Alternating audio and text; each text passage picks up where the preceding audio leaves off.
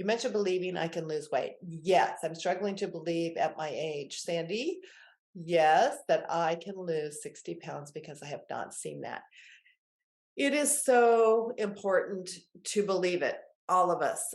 In any and again, this is not the new agey. I can see it. If I see it and believe it, I can be it.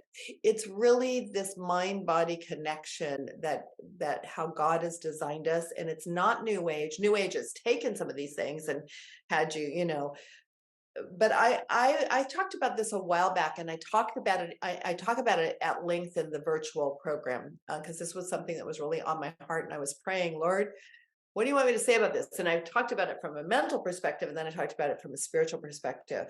And I've done so much research in the last couple of years because of my daughter and I both having breast cancer and having so many friends and family with cancer and stuff, that there's so much information out there now on healing from cancer and healing from anything. We somehow, by our thoughts and by our beliefs, we do impact the physiology of our body.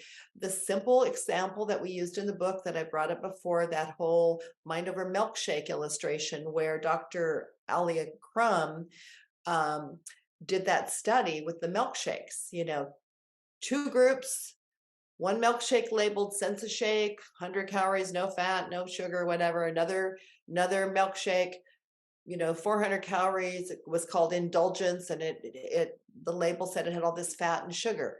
The people that took the one with the high fat had very different levels of their ghrelin, their hunger hormone, and the shakes were exactly the same. That's how powerful our mind is.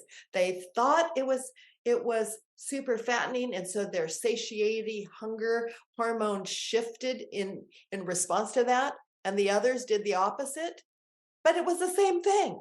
So that to me just shows it's that whole placebo effect, but how powerful the mind is to release, whether it's doing something to trigger probably positive neurotransmitters and release. We have so many healing systems in our body. God created us to. But we know stress kills. We know stress, and stress is not, I mean, for most of it's not a tiger running after us. It's not that we're under this physical danger all the time. That could happen. And that's when we respond to that fight or flight, that adrenaline.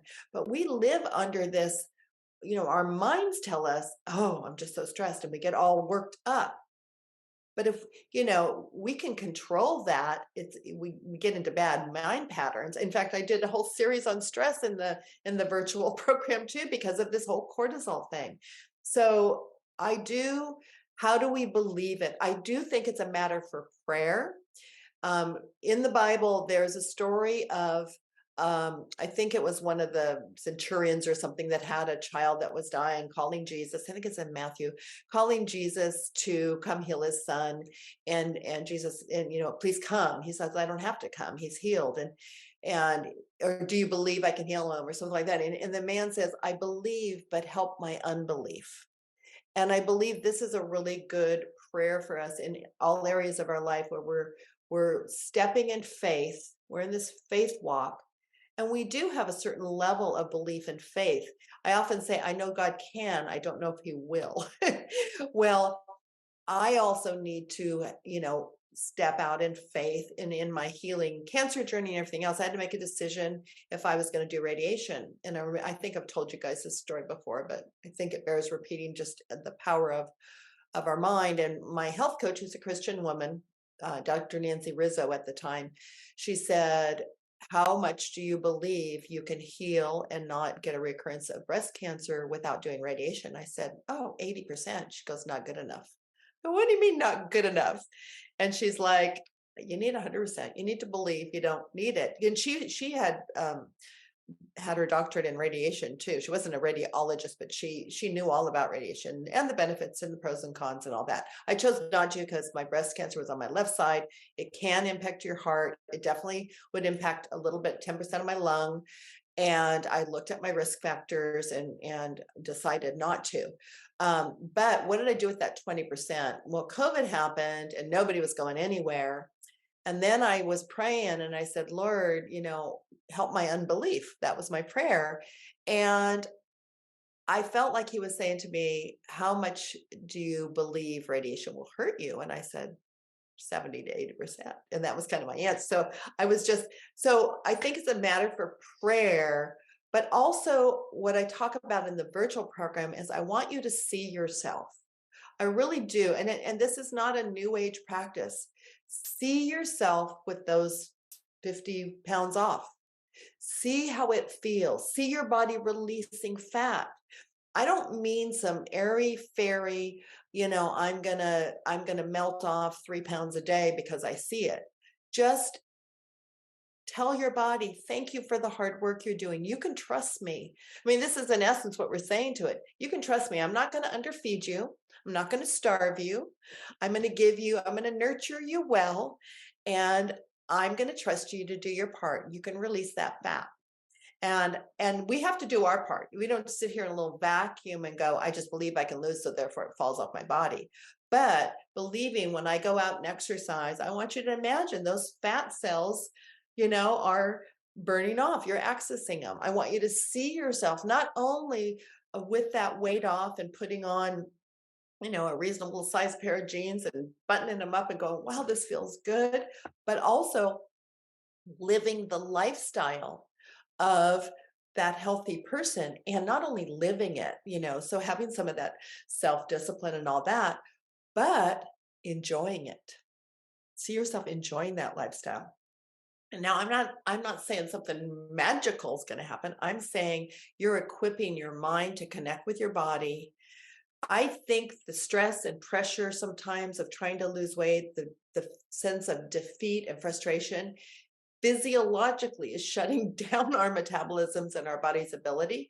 And just know, when you're in a mental state, something, when there are moments in life, lots of times for me, it's out in nature and you're just having a moment where there's so much peace. You feel the presence of God, and it's, whether it's a beautiful day, you're in the mountains, or you're just, on your property looking at a beautiful tree or a flower or whatever. You have these moments where there's so much peace and joy, and just like every moment could be like that. In those moments, I think physiologically our bodies are like, all the gears are connecting well, and everything's like ready to go. But we live in so much disharmony and stress and frustration and all that I think it disconnects the best operation of body, soul, and spirit together. And so I think that belief is super, super important.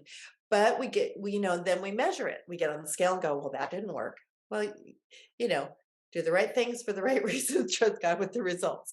But part of the right things are believing and seeing it, for all of us. And it's funny. I mean, as a young woman with bulimia, I could not see myself having a healthy relationship with food. I think I could see myself being thin, but I did all the unhealthy things to do it. But it wasn't until I really could see myself not being in bondage to food, enjoying that was the other part. I didn't think I could ever enjoy food and not feel guilty. And it was I didn't know all this stuff intellectually. God kind of taught it to me organically as this young 20, 30 something.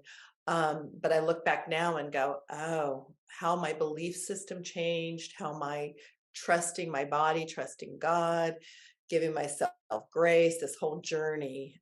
He wants us to have freedom and victory, and not be obsessed by it all, but also not give up in frustration. Because remember, no matter what the scale says and no matter how many pounds come off, all these good, healthy things you're doing for your body, it's enhancing your health and vitality. Will you get to the 50 or whatever the number is for any of you? Will you get to that exact number? I don't know.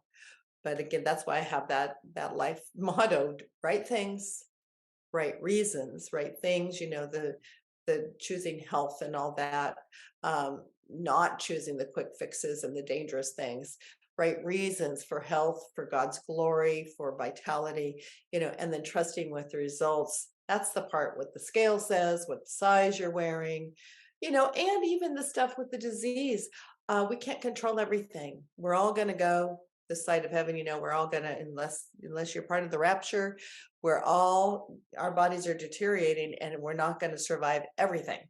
But when we're doing our part, God does his part. So